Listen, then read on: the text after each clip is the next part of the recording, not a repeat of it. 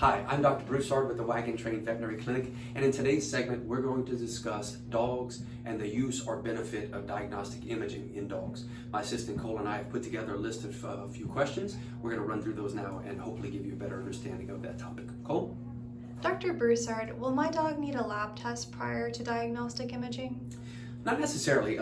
So perhaps if people haven't seen the first thing, very quickly I want to touch on diagnostic imaging means to me ultrasonography, radiology or x-rays, CT scan, MRI, those kind of things. Those are imaging type studies. Other lab work might be blood work, CBC, chemistry, coagulation panels, that kind of thing. So with that background being said, does your dog need to have lab work before diagnostic imaging is done? And the answer is no. It purely depends on what we are trying to diagnose by doing these studies. So for example, if an animal comes in with a limp and we're doing x-rays, because that's one of the more common things we do, to see if there's a fracture, well then obviously I don't need to run a blood work and look at the dog's liver and kidney function if I'm worried about if there's a fracture there or not. So I think that's a prime example of when lab work would not be required. There's multiple others, but I won't go into all of them because there's too many scenarios. But simply put, no, they do not require lab work necessarily before imaging could be done. What can I expect from a dog diagnostic imaging session?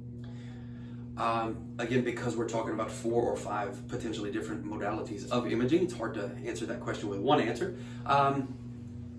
I guess the biggest thing with some of those imaging studies would require an animal to be very still. Not all animals are very still, especially when they're ill or painful or things like that. So sometimes mild or sometimes not so mild sedation might be necessary first, that an animal can be handled safely or stay in a position, usually a somewhat vulnerable position, like being on your back, kind of stretched out for x-rays or ultrasound or things like that, for an extended period of time. That would require sedation. That's what comes to my mind at the forefront when I hear that question. Yeah. What will a veterinarian be looking for by using dog diagnostic imaging? God, all of these are so variable, but it's okay. So orthopedic injuries, obviously I'm looking at fractures, dislocations, any change in the structure of the bone, if there's a tumor there, those kind of things is what I'm looking for that. Where it gets a little hairier, you start getting into ultrasound, maybe MRI. A lot of times you're looking at soft tissue structures for that. So maybe you're looking for a tumor that's growing off of a soft tissue organ. Maybe you're looking for something with the integrity or lack thereof inside of an organ, like in the lungs or the spleen or the liver or things like that. So again, if people saw the last segment, I talked about you have to know what normal looks like before you can recognize abnormal. That's where it's difficult to answer this question with being very specific, because it just depends on what kind of condition or disease process we're looking further into. I'm sorry, it's a real vague answer there. How can x-rays help my dog? The x-rays themselves don't help your dog, but they can help your dog by potentially providing a diagnosis so that we know what the best treatment modality is to fix or heal your dog. How effective is the use of diagnostic imaging on my dog? Usually very effective. Nowadays with the advancements and all these equipment, x-ray machines, it's very rare to come across a non-digital x-ray machine.